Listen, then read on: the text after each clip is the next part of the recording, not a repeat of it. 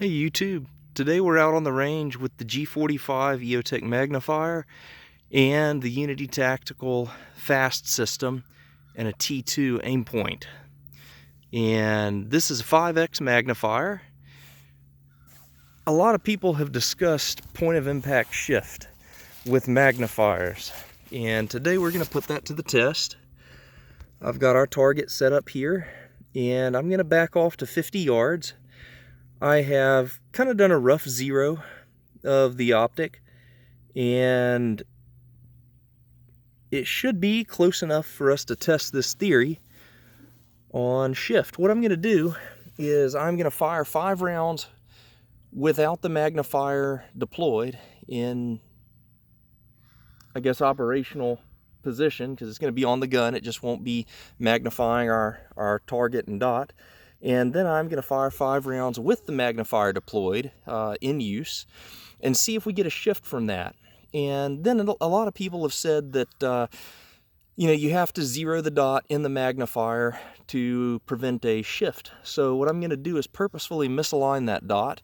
I'm going to drive it all the way to the top of the tube, where it's going to be scope shadow for 4/5 of the tube, and then it's going to be the dot up there hanging out at the top.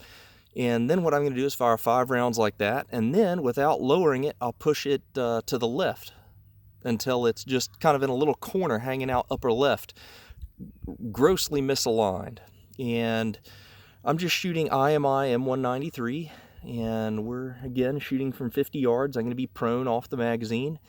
I would say with this ammo gun in that position, I'm probably an honest 2 MOA shooter.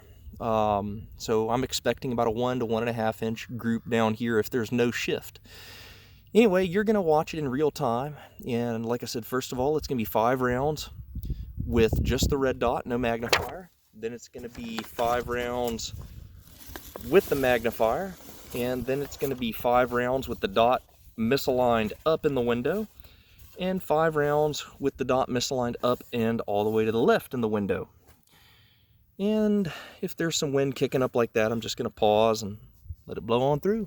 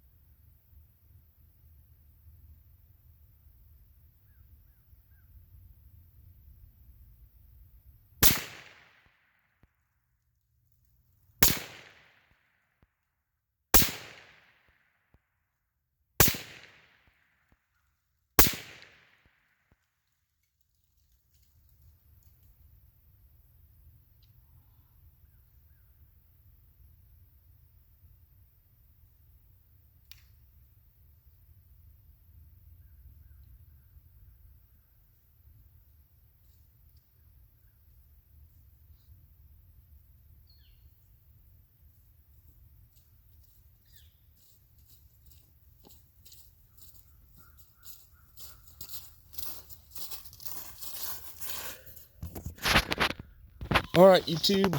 I just want to clarify that shooting prone with a Unity Tactical Fast, obviously you can do it. No, it's not fun.